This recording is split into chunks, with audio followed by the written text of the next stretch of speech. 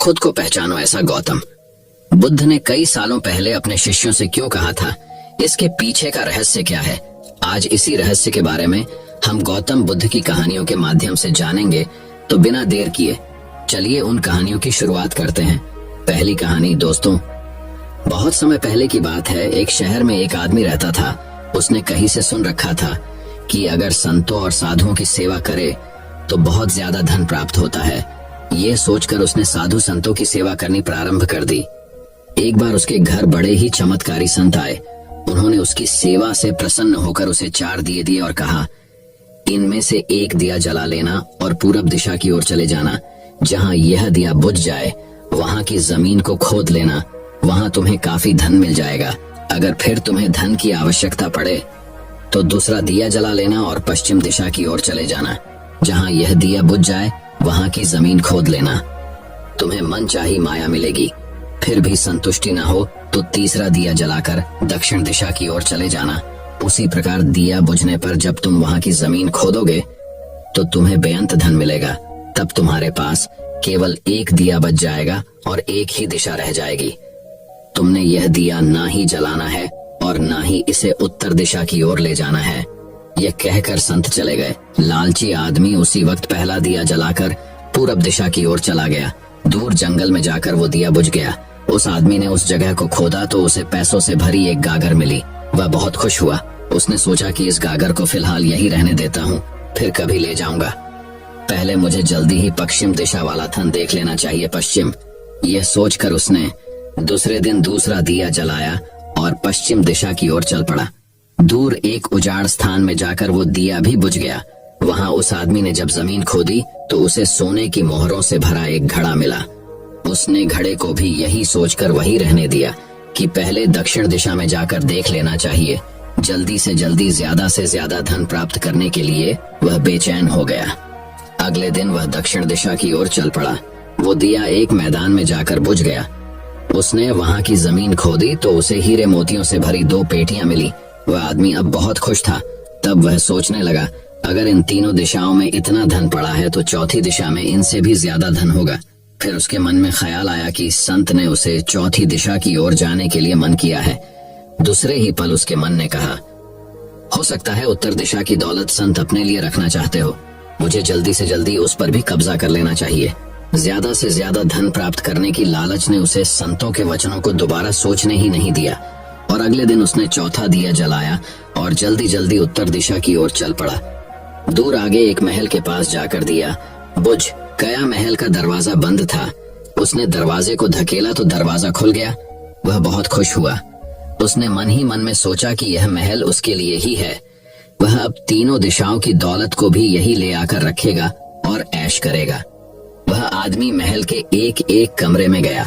कोई कमरा हीरे मोतियों से भरा हुआ था। किसी कमरे में सोने के कीमती आभूषण भरे पड़े थे। इसी प्रकार अन्य कमरे भी बेअंत धन से भरे हुए थे। वह आदमी चकाचौंध होता जाता और अपने भाग्य को शाबाशी देता। वह जरा और आगे बढ़ा तो उसे एक कमरे में चक्की चलने की आवाज सुनाई दी। वह उस कमरे में दाखिल हुआ तो उसने देखा कि एक बूढ़ा आदमी चक्की चला रहा है। लालची आदमी ने बूढ़े से कहा कि तू यहाँ कैसे पहुंचा? बूढ़े ने कहा, ऐसा कर ये जरा चक्की चला, मैं सांस लेकर तुझे बताता हूँ। लालची आदमी ने चक्की चलानी प्रारंभ कर दी। बूढ़ा चक्की से हट जाने पर ऊंची ऊंची हंसने लगा। लालची आदमी उसकी ओर हैरानी से देखने लगा। वह चक्की बंद ही करने लगा था कि बूढ़े ने खबरदार करते करते हुए कहा, नाना चक्की चलानी बंद ना कर। फिर बूढ़े ने कहा, यह महल अब तेरा है, परंतु यह उतनी देर तक खड़ा रहेगा जितनी देर तक तू चक्की चलाता रहेगा। अगर चक्की चलनी बंद हो गई तो महल गिर जाएगा और तू भी इसके नीचे दबकर मर जाएगा।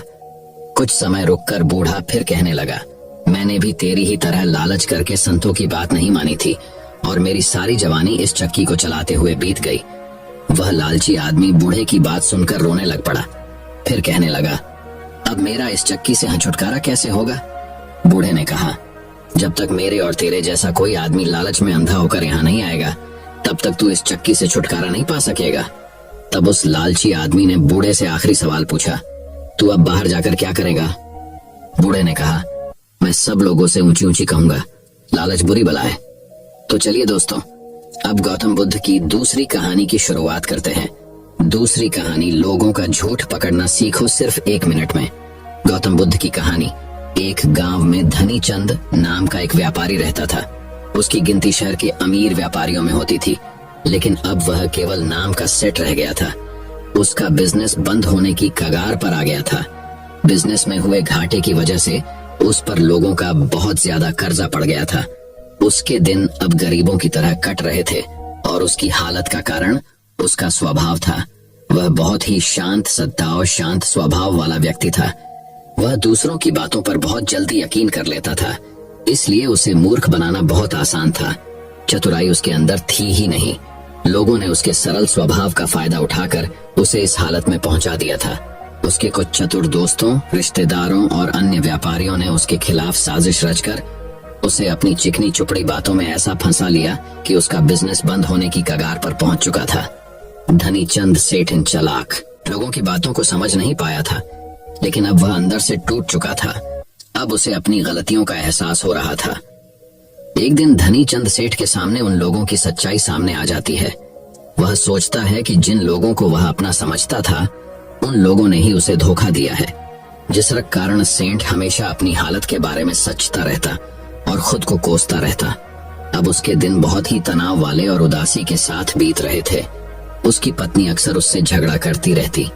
अन्य सेठ अब अपना कर्जा मांगने के लिए हर रोज उसके घर पर आते। एक लंबी सेठों की भीड़ ने उसे बहुत ही ज्यादा गहरे सदमे में डाल दिया था। वह अब उन सेठों से बचता बचाता छिपने लगा। अपनी इस हालत से परेशान होकर उसने आत्महत्या करने का फैसला किया और वह आत्महत्या करने के लिए दूर एक पहाड़ी की ओर चल पड़ा। रास्ते में उसे एक महात्मा की कुटिया दिखाई दी। कुटिया में बहुत शांति और सुकून था। सेठ धनी चंद ने देखा कि उस महात्मा के सामने कुछ लोग बैठे हुए हैं और वे उनसे अपनी समस्याओं का समाधान पूछ रहे हैं। यह देखकर सेठ को बहुत ही ज्यादा जिज्ञासा हुई। कुटिया से बाहर आ रहे एक व्यक्ति को उसने रोका और महत्व के बारे में वह पूछने लगा। उस व्यक्ति ने सेठ धनी चंद की ओर देखा और कहा कि वह महात्मा आसपास के सभी गांवों, कस्बों और शहरों में बहुत ही ज्यादा प्रसिद्ध है। वह बहुत ही अधिक बुद्धिमान है। वह लोगों की बड़ी बड़ी समस्याओं को चंद मिनटों में सुलझा देते हैं।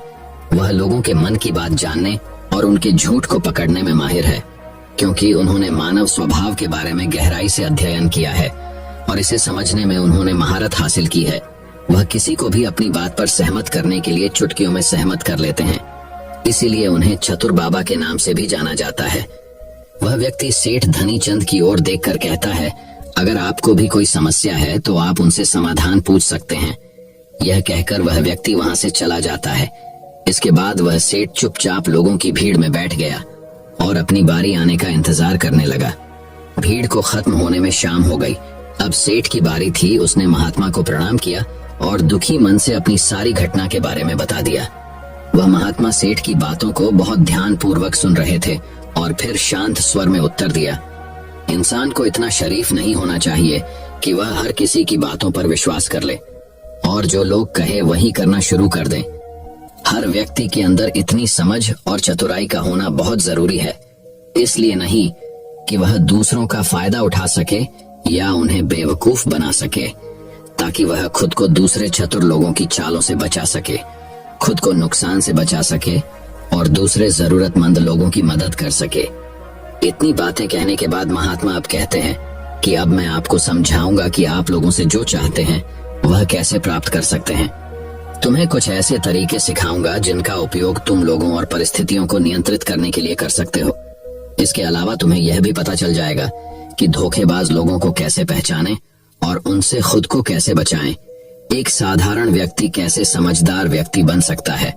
ध्यान रहे, जो मैं यहाँ तुम्हें सिखाने वाला हूँ उसका इस्तेमाल किसी गलत काम के लिए नहीं करना, लेकिन अपनी और दूसरों की सुरक्षता के लिए। बस मेरी बातों को ध्यान से सुनो। हम जिस दुनिया में रहते हैं वहाँ आपको कुछ लोग चतुर मिलेंगे जो अपनी आजीविका चलाने के लिए भोले भाले लोगों का इस्तेमाल करते हैं। अब आप इन लोगों को कैसे पहचानते हैं जो अधिक बातें समझते हैं? आपको उन लोगों पर ध्यान देना चाहिए, क्योंकि ये लोग विश्वास की कमी को पूरा करने के लिए बहुत सारे शब्दों का उपयोग करते हैं।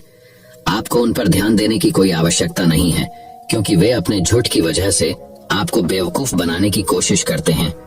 जो लोग एक ही बात को बार बार कहते हैं वह झूठे हो सकते हैं। ऐसे लोगों के पास कई उदाहरण हैं ताकि आप उनकी चिकनी चुपड़ी बातों पर भरोसा कर सकें। जिस व्यक्ति से आप बात कर रहे हैं उसे जानने का असली तरीका यह है कि आपको वह जो कुछ भी कहते हैं उसे एक बार दोबारा अवश्य सुने। जिस तरह से वे अपनी कहानी सुनाते हैं उससे आपको पता चल जाएगा कि वह सही है या नहीं।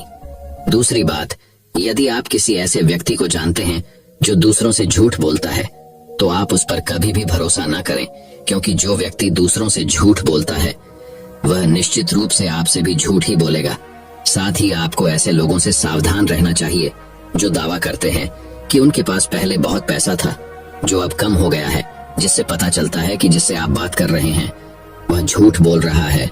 हाँ, ऐसा हो सकता है कि एक बार उसके पास पैसा था लेकिन अब वह है दिवालिया हो चुका है। बुद्धिमानी इसी में है कि ऐसे व्यक्ति को कभी भी पैसों से समझौता नहीं करना चाहिए। जो व्यक्ति खुद के पैसे को संभालने में कमजोर हो सकता है उस व्यक्ति से सलाह लेना बुद्धिमानी नहीं है। आपको ऐसे अयोग्य लोगों से भी सावधान रहने की आवश्यकता है, क्योंकि अगर कोई व्यक्ति महत्वपूर्ण चीजों की देखभाल करने में सक्षम नहीं है तो ऐसे लोग अपने बिजनेस या काम को संभाल नहीं सकते हैं। एक समझदार व्यक्ति अपनी जरूरी समस्याओं पर अधिक ध्यान देता है, बेकार की चीजों पर नहीं। एक और वह व्यक्ति जो हमेशा अपनी बात दोहराता है और बार बार कसम खाता है वह व्यक्ति झूठा होता है। इसलिए ऐसे व्यक्तियों पर भी कभी भरोसा नहीं करना चाहिए। दूसरी ओर, अगर आप चाहते हैं कि कोई व्यक्ति आपके साथ अच्छा व्यवहार करे तो आपको हमेशा अपनी इच्छा के अनुरूप परिणाम मिलेंगे, जो कि गलत है। आपको हमेशा एक बात याद रखनी चाहिए कि लोग वही चाहते हैं जो उन्हें कभी नहीं मिल सकता। इसलिए अगर आप ऐसा चाहते हैं कि किसी काम को पूरा करने के लिए आप उसे बार बार करें और आप उसे हासिल कर सकते हैं जो खुद फायर नहीं जा सकता। इसके लिए तुम्हें 2 नियमों पर ध्यान देना होगा। पहला नियम, जिस व्यक्ति को आप अपने वश में करना चाहते हैं उसे वह दे जो वह चाहता है या फिर जिसे वह हासिल करना चाहता है। दूसरा नियम, उस व्यक्ति को तब तक देखें अब जब तक वह आपके नियंत्रण में आ जाता है। तो देखिए कितना दुख होता है जब आप उसे वह देना बंद कर देते हैं जो वह चाहता है, जब भी आपको लगता है कि वह आपको हल्के में ले रहा है। इसलिए जो आपने उसे दिया था उसे वापस लें। यह बात उस व्यक्ति को एक कमी और खालीपन का एहसास कराएगी जिससे वह आपकी बात दोबारा सुनने को तैयार हो। तीसरा नियम, जब कोई व्यक्ति ऐसा व्यवहार करता है जैसे कि वह सब कुछ जानता है तो निश्चित रूप से आप एक ऐसे व्यक्ति से बात कर रहे हैं जिसमें बुद्धि की कमी है। सच तो यह है कि जो व्यक्ति यह मानता है कि वह कुछ नहीं जानता वह अंततः सबसे बुद्धिमान होता है और जीतता है। यदि आप अपने आसपास के लोगों और स्थितियों पर नियंत्रण रखना जानते हैं तो सबसे अच्छा तरीका विनम्र और नम्र होना है। इससे पता चलता है कि आप बाहर के लोगों से झगड़ा नहीं करना चाहते हैं। अपनी शारीरिक भाषा को विनम्र रखें। एक बार जब लोगों को पता चल जाए कि आप बहुत कुछ जानते हैं, आपकी सफलता और विफलता का उपयोग आपके विरुद्ध किया जाएगा। आपकी असफलता पर आपका अपमान होगा और आपकी सफलता पर लोग आपसे नफरत करने लगेंगे। और जब आप लोगों के सामने यह दिखाते हैं कि आप सब कुछ जानते हैं तो लोगों को समझाने की तरकीब अधूरी रह जाती है। लोग आप पर उनका उपयोग करने का आरोप लगा सकते हैं और वे आपको अपनी योजना के साथ आगे बढ़ने का मौका दिए बिना ही मना कर देंगे। लोग हमारे निर्दोष, अज्ञानी और विनम्र होने के कारण हम पर संदेह नहीं करते हैं कि हम उनसे काम ले रहे हैं। जो व्यक्ति अपनी भावनाओं और जज्बातों को छिपाने में माहिर होता है वह दूसरे लोगों को आसानी से अपने वश में कर सकता है। जब लोगों को लगेगा कि आप विनम्र हैं और झगड़ालू स्वभाव के नहीं हैं, तो वे आगे आकर आपकी मदद करना चाहेंगे और शायद तब वे आपको अपने बारे में जानकारी देंगे जिसका उपयोग आप उन्हें नियंत्रित करने के लिए कर सकते हैं। और वे आपको यह सारी जानकारी देंगे क्योंकि उन्हें यकीन है कि आप उनसे नहीं लड़ेंगे। जो व्यक्ति यह मानता है कि उसके अंदर सुधार की गुंजाइश है तो उसके सफल होने की संभावना कई गुना बढ़ जाती है। व्यक्ति के अंदर विनम्रता इसलिए भी आती है क्योंकि वह सोचता है कि उसे बहुत कुछ सीखना है, लेकिन जो व्यक्ति यह सोचता है कि वह बहुत कुछ जानता है वह आसानी से मूर्ख बन जाता है। साथ ही एक गृहस्थ होने के नाते आपको इस बात पर भी ध्यान देना चाहिए कि आपका पैसा कहाँ जा रहा है और उस मेहनत की कमाई को तब तक खर्च न करें जब तक आपको उस पैसे के बदले में वह न मिल जाए जो आप चाहते हैं। इसका मतलब यह है कि अगर आप सामान लिए बिना पैसे देते हैं तो धोखा मिलने की संभावना बढ़ जाती है। ऐसा भी हो सकता है कि अगर किसी ने आपका पैसा पहले ही ले लिया है तो वह अपना वादा नहीं निभाएगा। इसलिए सुरक्षित रहने के लिए उस व्यक्ति को पैसे देने से पहले सावधानी बरतें। जो चीज आप उससे पाना चाहते हैं उसे प्राप्त करें। चौथा नियम, लोगों को समझाने का सबसे अच्छा तरीका यह जानना है कि आप किसका मन बदल सकते हैं और किसका नहीं। यह 100% सत्य है कि आप किसी के मन को अपने अनुसार तब तक नहीं चला सकते जब तक वह आपको पसंद न करता हो। इसीलिए जो लोग आपको पसंद करते हैं और आपका सम्मान भी करते हैं, उन्हें अपने तरीके से चलाने की कोशिश करें। लेकिन सही चीजों के लिए इस बात का ध्यान रखें, यदि आप किसी ऐसे व्यक्ति के मन में हेर फेर करने का प्रयास करते हैं जो आपको पसंद नहीं करता है, तो ऐसे में आपका सारा समय और धैर्य बर्बाद हो जाएगा। इसके अलावा जब भी आप ऐसे व्यक्ति को बदलने की कोशिश करेंगे तो वह आपसे बहस करेगा। चाहे आप कुछ भी करें, आप कभी भी ऐसे व्यक्ति के मन को नहीं बदल पाएंगे। आपको अपनी बहस शुरू होने से पहले ही प्रयास करना बंद कर देना चाहिए और याद रखना चाहिए कि केवल आप ही उन लोगों को बदल सकते हैं जो आपको पसंद करते हैं और आपका सम्मान करते हैं। इसलिए यदि आप किसी को बदलना चाहते हैं, सबसे पहले उसके साथ अच्छे संबंध स्थापित करें और इससे दोस्ती करें। इतना कहकर महात्मा कुछ देर रुके और फिर आगे कहने लगे, अब मैं तुम्हें कुछ ऐसी तरकीबें बताऊंगा जिनका प्रयोग करके चतुर और धोखेबाज लोग दूसरों को मूर्ख बनाते हैं और उनका गलत इस्तेमाल करते हैं। पहला तरीका, जब किसी चतुर व्यक्ति को अपना काम निकालना होता है तो वह अपने इरादे पूरी तरह छिपा कर रखता है, अर्थात वह झूठ बोलता है। सबसे महत्वपूर्ण बात छिपाता है और केवल उतना ही कहता है जितना वह चाहता है। दूसरा तरीका, एक व्यक्ति जो चतुर है दूसरों को गुमराह करना चाहता है। वह जितना संभव हो उतना ध्यान अपनी ओर आकर्षित करना चाहेगा, क्योंकि इस तरह वह किसी समूह का सबसे महत्वपूर्ण हिस्सा बन सकता है, दूसरे लोगों को गुमराह कर सकता है या अपने फायदे के लिए आपके कमरे का इस्तेमाल कर सकता है। तीसरा तरीका, जो व्यक्ति लोगों को गुमराह करता है वह अच्छी तरह से जानता है कि लोगों की भावनाओं के साथ कैसे खेलना है। वह अलग अलग मौकों पर अपने लाभ के अनुसार अलग अलग भावनाएं व्यक्त करता है, लेकिन केवल दिखावा करने के लिए। कभी कभी वह बहुत क्रोधित होगा, कभी कभी वह बहुत विनम्र होगा, कभी कभी वह बहुत मिलनसार होगा और कभी कभी वह बहुत उदास रहेगा। जिस व्यक्ति से उसका काम निकलेगा वह उसके साथ वैसा ही व्यवहार करना शुरू कर देता है।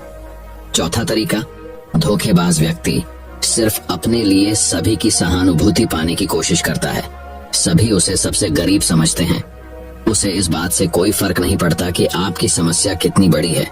आपको हमेशा यह महसूस कराएगा कि उसकी समस्या आपसे बड़ी है और वह आपसे ज्यादा परेशानी में है। इसलिए आपको उस पर दया करनी चाहिए और उसकी मदद करनी चाहिए। पांचवा तरीका, एक चतुर व्यक्ति जो आपको नियंत्रित करना चाहता है, उसकी अपनी इच्छा के अनुसार आपको यह सोचने पर मजबूर कर देगा कि वह आपके जीवन का सबसे महत्वपूर्ण व्यक्ति है। आप इसके बिना काम नहीं कर सकते, लेकिन वास्तव में ऐसा नहीं होता है। वह आपको सिर्फ यह आश्वासन देता है कि आप उसके बिना जीवन की कल्पना नहीं कर सकते हैं।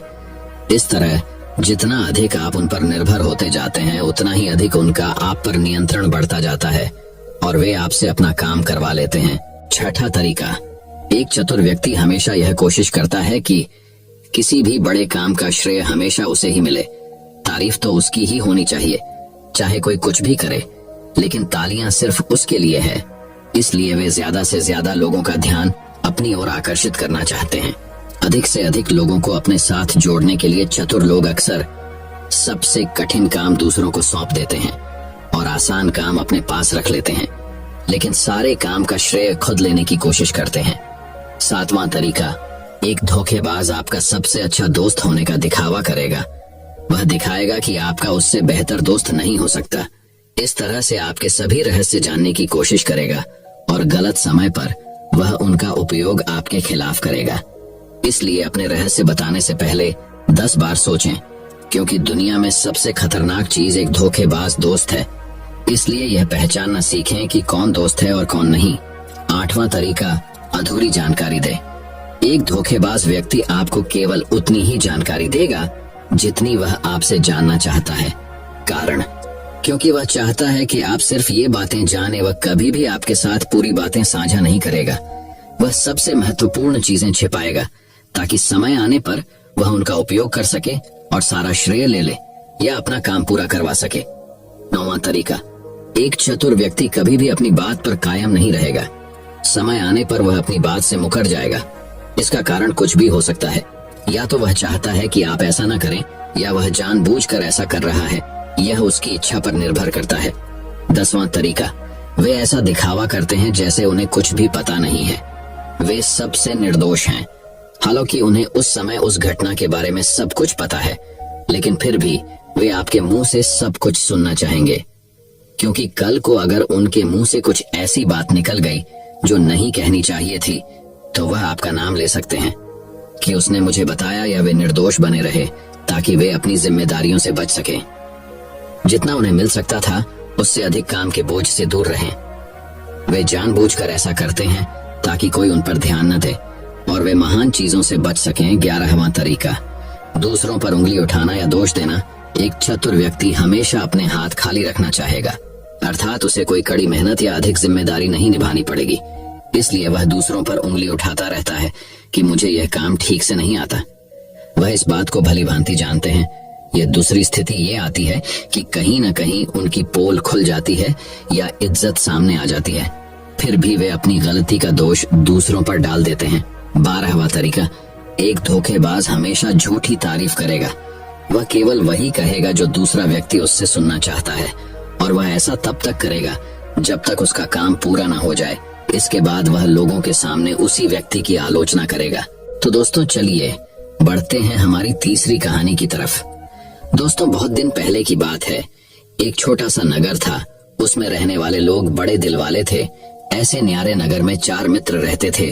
वे छोटी उम्र के थे, पर चारों के विचारों में बड़ा मेल था। उनमें एक राजकुमार था, दूसरा राजा के मंत्री का पुत्र, तीसरा साहूकार का लड़का और चौथा एक किसान का बेटा था। चारों साथ साथ खाते पीते और खेलते घूमते थे। एक दिन किसान ने अपने पुत्र से कहा, देखो बेटा, तुम्हारे तीनों साथी धनवान हैं और हम गरीब हैं। भला धरती और आसमान का क्या मेल। लड़का बोला, नहीं पिताजी, मैं उनका साथ नहीं छोड़ सकता। बेशक यह घर छोड़ सकता हूँ। बाप यह सुनकर आग बबूला हो गया और लड़के को तुरंत घर छोड़ जाने की आज्ञा दी। लड़के ने भी राम की भांति अपने पिता की आज्ञा शिरोधार्य कर ली और सीधा अपने मित्रों के पास पहुंचा। उन्हें सारी बात बताई। सबने तय किया कि हम भी अपना अपना घर छोड़कर मित्र के साथ जाएंगे। इसके बाद सबने अपने घर और गांव से विदा ले ली और वन की ओर चल पड़े। धीरे धीरे सूरज पश्चिम के समुंदर में डूबता गया और धरती पर अंधेरा छाने लगा। चारों वन से गुजर रहे थे। काली रात थी। वन में तरह तरह की आवाजें सुनकर सब डरने लगे। उनके पेट में भूख के मारे चूहे दौड़ रहे थे। किसान के पुत्र ने देखा, एक पेड़ के नीचे बहुत से जुगनू चमक रहे हैं। वह अपने साथियों को वहां ले गया और उन्हें पेड़ के नीचे सोने के लिए कहा। तीनों को थका मांदा देखकर उसका दिल भर गया। बोला, तुम लोगों ने मेरी खातिर नाहक यह मुसीबत मोल ली।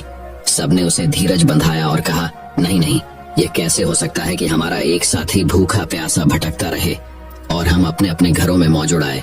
जिएंगे या साथ साथ, मरेंगे तो साथ साथ जिएंगे। थोड़ी देर बाद वे तीनों सो गए, पर किसान के लड़के की आंख में नींद कहाँ। उसने भगवान से प्रार्थना की, है भगवान, अगर तू सचमुच कहीं है तो मेरी पुकार सुनकर आजा और मेरी मदद कर। उसकी पुकार सुनकर भगवान एक बूढ़े के रूप में वहां आ गए और लड़के से कहा, मांग ले जो कुछ मांगना है।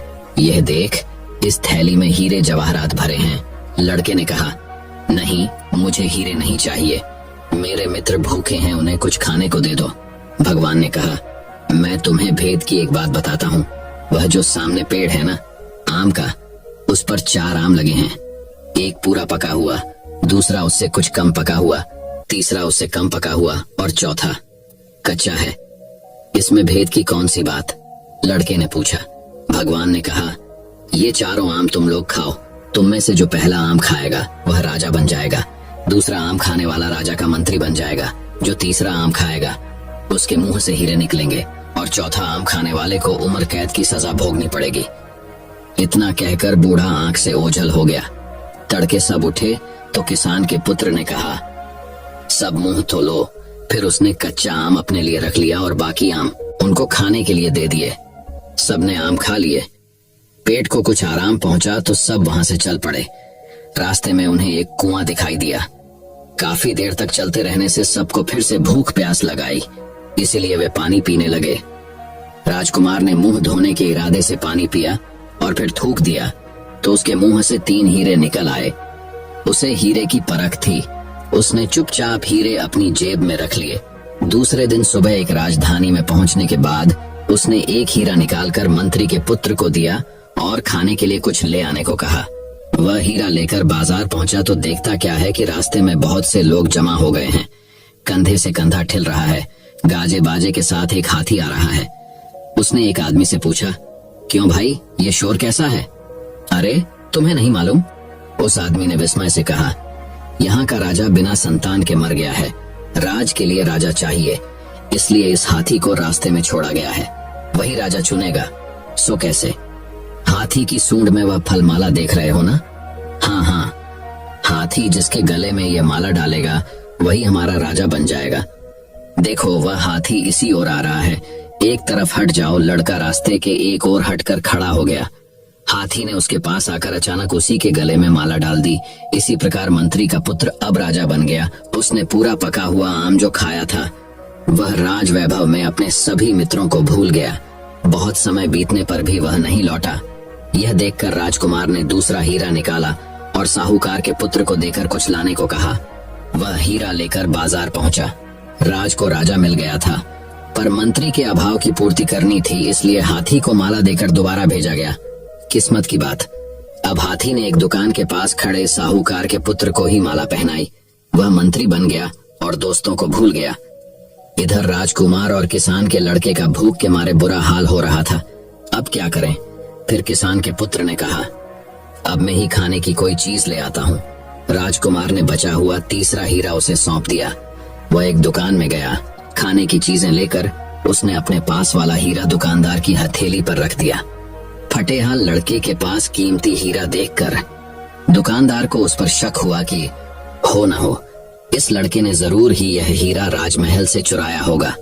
उसने तुरंत पुलिस के सिपाहियों को बुलाया। सिपाही आए। उन्होंने किसान के लड़के की एक न सुनी और उसे गिरफ्तार कर लिया। दूसरे दिन उसे उम्र कैद की सजा सुनाई गई। यह प्रताप था कच्चा आम का बेचारा राजकुमार। भूख मारे चिंता के परेशान था। वह सोचने लगा, यह बड़ा विचित्र नगर है। मेरा एक भी मित्र वापस नहीं आया। ऐसे नगर में न रहना ही अच्छा। वह दौड़ता हुआ वहां से निकला और दूसरे गांव के पास पहुंचा। रास्ते में उसे एक किसान मिला जो सिर पर रोटी की पोटली रखे अपने घर लौट रहा था। किसान ने उसे अपने साथ ले लिया और भोजन के लिए अपने घर ले गया। किसान के घर पहुंचने के बाद राजकुमार ने देखा कि किसान की हालत बड़ी खराब है। किसान ने उसे अच्छी तरह नहलाया और कहा, मैं गांव का मुखिया था, रोज 300 लोगों को दान देता था, पर अब कौड़ी कौड़ी के लिए मोहताज हूँ। राजकुमार बड़ा भूखा था। उसने जो रूखी सूखी रोटी मिली वह खा ली। दूसरे दिन सुबह उठने के बाद जब उसने मुंह धोया तो फिर मुंह से 3 हीरे निकले। वे हीरे उसने किसान को दे दिए। किसान फिर धनवान बन गया और उसने 300 लोगों का दान फिर से शुरू कर दिया। राजकुमार वहीं रहने लगा और किसान भी उससे पुत्रवत प्रेम करने लगा। किसान के खेत में काम करने वाली एक औरत से यह सुख नहीं देखा गया। उसने एक वेश्या को सारी बात सुनाकर कहा, उस लड़के को भगा कर ले आओ तो तुम्हें इतना धन मिलेगा कि जिंदगी भर चैन की बंसी बजाती रहोगी। अब वेश्या ने एक किसान औरत का रूप रख लिया और किसान के घर जाकर कहा, मैं इसकी माँ हूँ। यह दुलारा मेरी आंखों का तारा है। मैं इसके बिना कैसे सवकूंगी। इसे मेरे साथ भेज दो। किसान को उसकी बात जंच गई। राजकुमार भी भुलावे में आकर उसके पीछे पीछे चल दिया। लेकिन घर आने पर वेश्या ने राजकुमार को खूब शराब पिलाई। उसने सोचा, लड़का उल्टी करेगा तो बहुत से हीरे एक साथ निकल आएंगे। उसकी इच्छा के अनुसार लड़के को उल्टी हो गई, लेकिन हीरा एक भी नहीं निकला। क्रोधित होकर उसने राजकुमार को बहुत पीटा और उसे किसान के मकान के पीछे एक गड्ढे में डाल दिया। राजकुमार बेहोश हो गया था। होश में आने पर उसने सोचा, अब किसान के घर जाना ठीक नहीं होगा, इसलिए उसने बदन पर राख मल ली और सन्यासी बनकर वहां से चल दिया। रास्ते में उसे सोने की एक रस्सी पड़ी हुई दिखाई दी। जैसे ही उसने रस्सी उठाई वह अचानक सुनहरे रंग का तोता बन गया। तभी आकाशवाणी हुई, एक राजकुमारी ने प्रण किया है कि वह सुनहरे तोते के साथ ही ब्याह करेगी। अब तोता मुक्त रूप से आसमान में उड़ता हुआ देश देश की सैर करने लगा। एक दिन वह उसी राजमहल के पास पहुंचा जहां की राजकुमारी दिन रात सुनहरे तोते की राह देख रही थी और दिन ब दिन दुबली होती जा रही थी। उसने राजा से कहा, मैं इस सुनहरे तोते के साथ ही ब्याह करूंगी। राजा को बड़ा दुख हुआ कि ऐसी सुंदर राजकुमारी एक तोते के साथ ब्याह करेगी, पर उसकी एक न चली। आखिर सुनहरे तोते के साथ राजकुमारी का ब्याह हो गया। ब्याह होते ही तोता एक सुंदर राजकुमार बन गया। यह देखकर राजा खुशी से झूम उठा। उसने अपनी पुत्री को अपार संपत्ति, नौकर चाकर, घोड़े और हाथी भेंट स्वरूप दिए। आधा राज्य भी दे दिया। जब नए राजा रानी अपने घर जाने निकले, तब राजा पहले गांव के मुखिया किसान से मिलने गया, जो फिर गरीब बन गया था। राजा ने उसे काफी संपत्ति दी, जिससे उसका 300 का दान कार्य फिर से चालू हो गया। अब राजकुमार को अपने मित्रों की याद आई। उसने पड़ोस के राज्य की राजधानी पर हमला करने की घोषणा की, पर लड़ाई आरंभ होने से पहले ही उस राज्य का राजा अपने सरदारों मुसाहिबों सहित राजकुमार से मिलने आया। उसने अपना राज्य राजकुमार के हवाले करने की तैयारी बताई। राजा की आवाज से राजकुमार ने उसे पहचान लिया और उससे कहा, क्यों मित्र, तुमने मुझे पहचाना नहीं? दोनों ने एक दूसरे को पहचाना तो दोनों की खुशी का ठिकाना नहीं रहा। अब दोनों ने मिलकर अपने साथी किसान के पुत्र को खोजना आरंभ किया। राजकुमार को यह बात खलने लगी कि उसकी खातिर मित्र को कारावास भुगतना पड़ा। जब सब कैदियों को रिहा किया गया तो उनमें किसान का लड़का मिल गया। राजकुमार ने उसका आलिंगन किया और अपना परिचय दिया। किसान का लड़का खुशी से उछल पड़ा। सब फिर से इकट्ठे हो गए। इसके बाद सब ने अपनी अपनी संपत्ति एकत्र की और उसके 4 बराबर हिस्से किए। सबको एक एक हिस्सा दे दिया गया। सब अपने गांव वापस आ गए। सब अपने माता पिता से मिले। गांव भर में खुशी की लहर दौड़ गई। सबके दिन सुख से बीतने लगे। दोस्तों, मैं उम्मीद करता हूँ कि ये कहानी सुनने से आपके जीवन में अच्छे बदलाव आए होंगे। आपको इस वीडियो से क्या सीखने मिला, ये कमेंट करके जरूर बताइए और अपने परिवार, दोस्तों या आपके करीबी इंसान के साथ ये कहानी शेयर करके उन्हें भी इस ज्ञान से परिचित करवाए। बाकी अगर आपको यह वीडियो दिल से अच्छी लगी हो, तभी इस वीडियो को लाइक कर देना, और आपने अब तक इस चैनल को सब्सक्राइब न किया हो तो चैनल को सब्सक्राइब भी जरूर कर देना। आपका हर दिन शुभ हो और खुशियों से आपका जीवन भरा रहे। धन्यवाद। नमो बुद्धाय।